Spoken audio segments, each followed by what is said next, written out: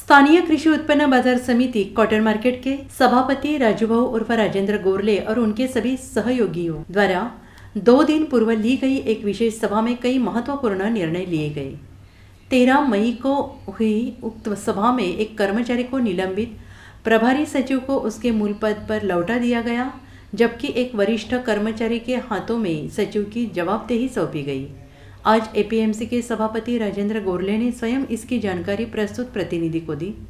उन्होंने यह भी बताया कि विगत 6 मई से 12 मई के बीच जुड़वा शहर में शिव महापुराण कथा का आयोजन किया गया था।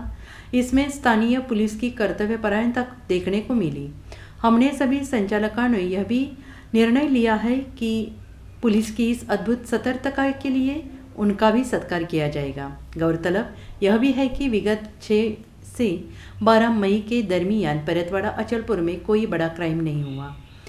यहाँ बता दें कि कृषि उपज मंडी में विगत वर्षों में बड़े पैमाने पर आर्थिक अनियमितता, आर्थिक घोटाला होने की बात स्वतंत्र जांच समिति और अंकेक्षण ऑडिट रिपोर्ट में सामने आई है।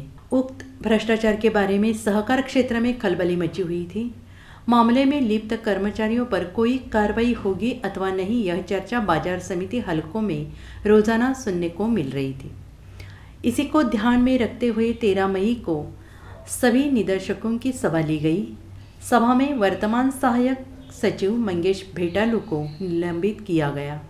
यह प्रस्ताव बहुमत से पारित किया गया। उसी प्रकार पर्यवेक्षक पद पर कार्यरत अमर वानखड़े को पिछले कुछ माह से सचिव का प्रभार दिया गया था। इस विषय पर भी सर्वानुमते निर्णय लेते हुए अमर को उनके मूल स्थापना पद पर लौटाया गया।